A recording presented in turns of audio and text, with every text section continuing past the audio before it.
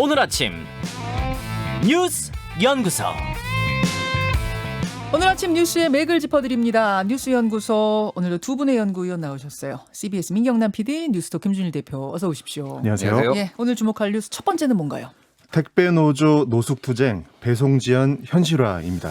택배 노조 소속 기사 4천여 명이 네. 여의도 공원에 어제부터 모인 거죠? 그렇습니다. 어제 오후부터고요. 밤에도 해산하지 않고 1박 2일 노숙투쟁을 하고 있습니다. 예. 택배 노조가 파업에 들어간 것은 지난주 수요일이고요. 오늘로 8일째 이어지고 있는데요. 일부 지역에서는 택배 수거와 배송이 지연이 되고 있습니다. 택배 노조가 요구하는 것은 택배 분류 인력을 즉각 투입해달라. 그리고 불가피하게 택배 기사가 분류 작업에 참여할 경우에 추가 수당을 지급해달라는 건데요. 택배 분류 작업은 이제 회사 측에서 하는 걸로 이미 그렇죠. 합의는 됐었잖아요. 맞습니다. 네. 지난 1월에 노사 합의로요. 택배 과로사 1차 대책이 합의가 나왔었는데 예. 여기 들어가 있던 내용이었습니다. 그런데 택배사들이 분류 인력 투입을 1년 유예해달라고 하면서 지금의 싸움이 시작이 된 겁니다. 결국 시기의 문제군요. 그렇습니다. 그래서 어제와 오늘 이틀에 걸쳐서 택배 노사 그리고 정부가 함께하는 사회적 대화가 진행 중인데요. 네. 올해 안으로 분류 작업 인력을 투입하는 중재안이 나오면서 대화에 진전이 있었지만 주 60시간 근무 도입과 임금 보전 문제가 불씨로 남았습니다. 이번 대화 결과에 따라서 택배 노조 파업이 장기화될지 분수령이 될 전망입니다. 김준일 대표. 예. 그러니까 월요일 주문하면은 금요일에 뭐 도착합니다. 이런 메시지 뜨더라고요. 예. 지금 사실 이제 대란이 현실화되고 있는 거죠. 뭐 이제 일주일 이제 오늘째로 8일째니까 어느 정도 차질이 빚어졌는데 사실 한국이 워낙 이 퀵 배송에 익숙해서 그러지 그렇죠. 다른 나라는 원래 그 정도 걸립니다 원래. 예. 사실은 그 엄청난 빠른 속도의 배송을 책임졌던 인력들이 예. 택배 노동자 아니겠습니까? 제가 미국에 있을 때 한 2주 걸려 받았어요. 예. 그러니까 한국이 엄청 빠른 거고요. 엄청 빠른 거고 예. 사실은 택배 노동자들의 그 희생을 밟고 쌓아올린 구조다 이렇게도 볼 수 있어요. 그렇죠. 예. 예. 그래서 지금 이제 과로사 문제가 어쨌든 쟁점이니까 주 60시간 그리고 오후 9시까지 이제 영업 그 근로 시간을 제한하는데 이제 합의가 된 거예요. 그리고 이제 7월부터 새 위탁 계약서를 작성을 하고 그리고 지금 산재보험료도 반반씩 내고 있었는데 이거를 사업주가 부담하는 걸로 방향을 잡았다 이렇게 이제 보도가 나왔어요. 네네. 확정된 건 아니고요. 근데 이제 가장 핵심은 60시간 밑으로 했을 때 이제 수입 감소분을 어떻게 할 것이냐라는 거예요. 근데 이게 소위 말하는 이제 건당 수수료 이제 지금 이게 뭐 월급을 받는 게 아니라 한 건당 얼마 이렇게 받는 거거든요. 사실은 이제 우리가 택배 노동자 하지만 이분들 다 개인 사업주인 거잖아요. 예, 그렇죠. 자기 트럭 가지고 운영하는 형태가. 그러니까 건당 이건데 어쨌든 뭐 근로 시간이 줄어들면은 좀 수입이 감소할 우려가 있는데 이거에 대해서 지금 수수료 조정안에 대해서 지금 얘기를 하고 있는데 그거는 아직 얘기가 안 된 상황이에요. 근데 지금 이게 좀 복잡하게 흘러가는 게 네. 지금 이게 그 우정국 그러니까 이제 우체국이죠. 우체국에서 택배를 하잖아요. 네. 근데 여기에는 지금 이런 개인 사업자가 아니라 정규직 노동자들도 그렇죠. 있는데요. 그렇죠. 지금 이분 일주일째 파업을 하니까 여기에로 지금 과부하가 굉장히 걸린 상황이에요. 우체국 택배가. 근데 지금 아예 없애버리자 우체국 택배를 이런 얘기들이 지금 노동자들 입에서 나오고 있는 거예요. 그러니까 이 정규직 노노 갈등도 있다는 거네요. 노노 그러면? 갈등이 있는 노노 거예요. 갈등. 형태가 그러니까- 다 다르니까 거기서 노동 예. 형태가. 그러니까 아니 이렇게 맨날 파업을 하면은 우리한테 맨날 과부하가 걸리는데 이러면서 아예 뭐 일종의 직장 폐쇄 같은 거죠. 이런 아니 완전 확정된 건 아닌데 지금 이런 뭐 얘기도 지금 나오고 있습니다. 우체국에서 아예 민간 택배는 안 다룬다 뭐 이런 지금 뭐 얘기까지 나오고 있어서 이게 조금 복잡하네요. 복잡해요, 상당히 지금. 양상이 복잡하네요. 네네. 뭐 돈 문제도 풀기가 쉽지 않고 또 노노 갈등도 있어서 참 어려운 문제인데 어쨌든 택배를 필수 산업이라고 말은 하는데 지난 17개월 동안 과로로 사망한 택배 노동자만 21명이나 된다고 합니다. 결코 가벼운 숫자가 아닌데요. 이번 기회에 최선의 좀 합의안이 나왔으면 좋겠습니다. 그래요. 두 번째 뉴스 가죠. 7월부터 8인 모임 가능해진다입니다. 예. 네, 정부가 7월 5일부터 적용하려고 검토 중인 사회적 거리두기 개편안 지금까지 알려진 주요 내용을 보면요. 사적 모임 인원은 지금 최대 4인에서 8인으로 식당, 카페, 노래, 연습장, 유흥시설은 자정까지 네. 그리고 실내 체육시설은 운영 제한 시간을 두지 않기로 되어 있습니다. 네네.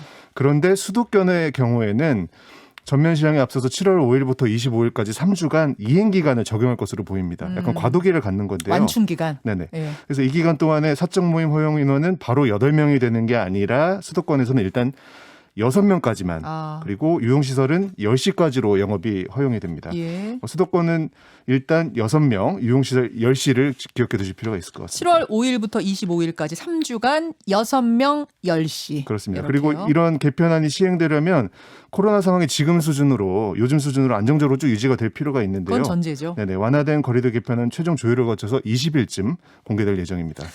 상반기 중에 1,300만 명 백신 접종 완료하겠다는 목표는 도달했네요, 김준일 대표. 예.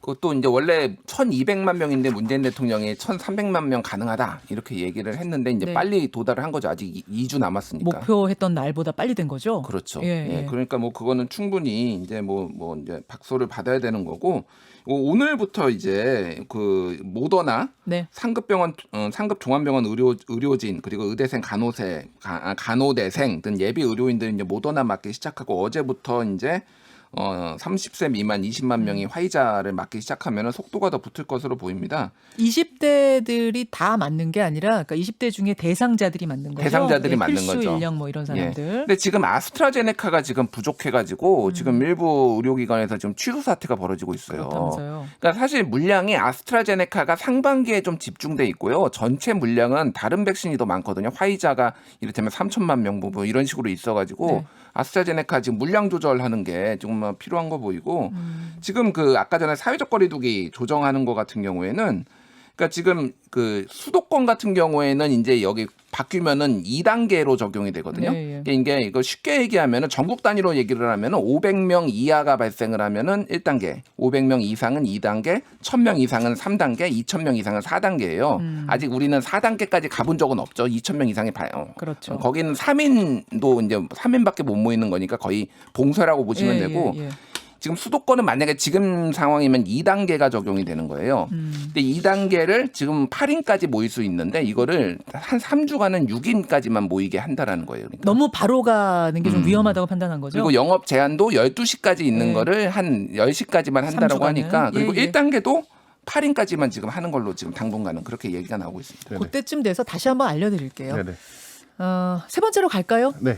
경선 연기론과 당대당 합당론입니다. 이거는 정치권 소식이네요. 네네. 론, 네, 두 가지인데요. 먼저 여권의 경선 연기론을 말씀을 드리면 더불어민주당이 대선 주자 경선 연기하는 문제를 두고 찬반이 팽팽한 상태죠. 네. 경선을 연기하자는 쪽은 대권 주자만 놓고 보면 이낙연 전 대표, 정세균 전 총리, 이광재, 김두관 의원, 최문순 강원지사 등이 이렇게 포진을 해 있습니다. 지금 분위기에서 경선해봐야 흥행이 안 된다는 건데 지지율 1위를 달리는 이재명 경기지사에 대한 견제 의미가 좀 강해 보이죠. 이재명 지사 측에서는 어제 아주 강하게 반발했어요. 그렇습니다. 경선 연기론을 두고서요. 약장수가 기기묘묘한 재주를 부리는 약팔이 뭐 이런 식의 비유를 했어요. 이거는 이재명 지사가 직접 말한 거예요? 맞습니다. 네. 어. 경선을 연기하지 말고 원칙대로 원래 일정대로 대선 후보를 정하자라는 건데요. 예. 대권 주자 중에서 추미애 전 법무부 장관, 박용진 의원 등도 경선 연기 반대 입장을 밝힌 상태입니다. 이어서 야권의 합당론 이야기인데요. 국민의힘. 네, 국민의힘 이준석 대표와 국민의당 안철수 대표가 오늘 공식적으로 상견례겸해서 만납니다. 네. 안철수 대표가 어제 합당에 대한 입장문을 내놨는데 당대당 통합이어야 한다는 겁니다. 그러니까 국내당이 덩치가 작다고 해서 흡수 통합은 안 된다. 그리고 또 합당할 경우에는 당명도 완전히 새로 바꾸는 신설합당 방식을 주장하고 있는 겁니다. 국민의힘 이준석 대표는 지금까지 논의된 합당 방식과는 좀 다른 거 아니냐 이런 의문을 제기했다고 합니다. 김준일 대표. 예. 양쪽 다 지금 만만치 않은 산을 만난 것 같은데 우선 민주당 경선 연기론 이거 어떻게 될 것 같습니까? 지금 그 당장 다음 주 월요일에 후보 등록이거든요. 그렇죠. 근데 대선 기획단은 아직 못 꾸렸어요. 그러니까 민주당이. 지금 원래 스케줄대로라면은 예. 7월 2일 날 컷오프를 해야 돼요. 예. 6명 남기고 다 자르는 컷오프. 예. 그럼 등록을 20 며칠부터 받아야 된다는 거죠? 그러니까 다음 주 월요일 날로 이제 추산이 됐어요. 그때 뭐 예상으로는 맞아요. 월요일부터 받는 걸로 받아야 지금 돼요. 근데 받아서 이거 예비 경선에 지금 치를 수 있느냐. 지금 분위기가 너무 뒤숭숭한 거죠. 예, 예. 그래서 지금 뭐 이제 아까 얘기를 했지만은 이낙연, 정세균, 뭐 최문수는 연기. 예. 그리고 이재명, 뭐 박용진, 뭐 추미애 등등은 이제 뭐 연기 안 된다. 안 이 정도라서 너무 팽팽합니다. 그냥 숫자도 그러고 너무 팽팽한데 이게 지금 이렇게 얘기가 되다가 물리적으로 시간이 안 될 가능성도 있습니다. 지금. 그러니까 예. 물리적으로 시간이 안 된다 하면 어떤 시간이 안 되면 그냥 원칙대로 가는 거잖아요. 원칙대로 시간 되면. 가는 건데 이게 네. 지금 뭐 하여간 여러 가지 지금 가능성들이 있는 거죠. 지금 그래서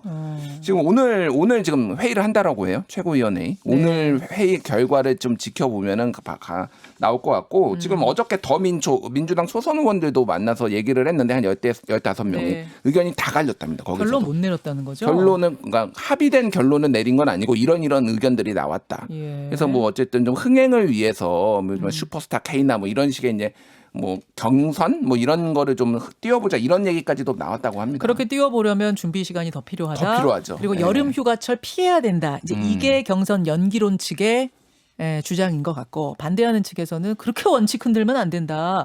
그렇게 원칙 흔들면 청년층 더 멀어진다. 이런 얘기를 하고 있는 것 같더라고요. 민경남 PD. 네. 이번에 뭐 대선 앞두고 흥행이 엄청 강조가 되고요. 또 버스 이야기도 또 많이 나옵니다. 뭐 여러 가지 그러니까 대진표를 확정을 두고 여러 가지 진통이 있는 건데요. 인물 이야기가 워낙 많다 보니까 이제는 조금 좀 결정이 나서 빨리 정책 이야기도 좀 대선 앞두고 해봤으면 정책 좋겠다라는 이야기도. 생각이 좀 듭니다. 그건 어떻게 될 것 같아요? 저 안철수 대표가 어제 흡수 통합 안 된다. 그러니까 우리 당이 국민의힘으로 쏙 빨려 들어가는 건 안 된다. 당명 바꾸고 당대당 통합하자. 그랬더니 이준석 대표가 이거는 처음 듣는 얘기예요. 이제 이렇게 나온 거죠. 그러니까 지금 국민의힘이 거의 모든 조사에서 민주당보다 더 상한가를 치고 있는 이 상황에서 당명을 바꾼다? 이거는 국민의힘이 받아들일 수가 없죠. 그러니까 당명 바꾼 지 1년도 안 됐는데 또 바꾼다. 이건 안 되는 집안이 원래 바꾸는 거잖아요. 보통 그렇죠. 예, 그러니까 이거는 국민의힘이 받아들일 수가 없을 겁니다. 그 부분. 근데 이제 협상 카드로서 몸값을 올리기 위해서 이게 이제 딱 나왔다라고 봐야 될 것 같아요. 협상 이 부분은. 카드로 읽고 계세요. 알겠습니다. 오늘 요 정치에 대한 더 커다란 판은 2부 윤태곤의 판에서 읽어드리죠. 두 분 수고하셨습니다. 감사합니다. 김현정의 뉴스쇼는 청취자 여러분의 참여로 이루어집니다. 트위터, 페이스북, 레인보우 게시판, 그리고 단문 50원, 장문 100원의 유료 문자 샵 1212, 우물정 1212 통해 참여하실 수 있습니다. 김현정의 뉴스쇼, 여러분과 함께 만듭니다.